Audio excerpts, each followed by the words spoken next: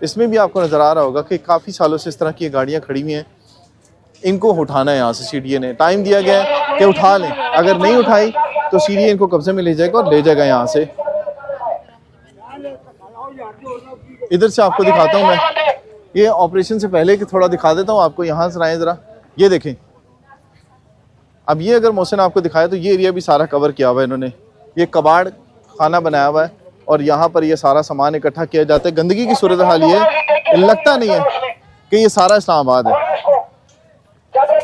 ये देखें, ये गंदगी का ढेर देख रहे हैं, इसी वजह से सीडीओ को ऑपरेशन करना पड़ा। ये देखें, ये गंदगी का ढेर और ये सारा कब्जा, और उसके बाद ये सारे दरख्त इन्होंने काट के, ये देखें, ये दरख्त काटे हुए, पीछे करो बेटा जरा, ये देखें, ये दरख्त काटे हैं यहाँ से, और इन दरख्तों को काटने के बाद इस तरह की सॉलिड जगह बना के यहाँ पर कब्जा किया हुआ था।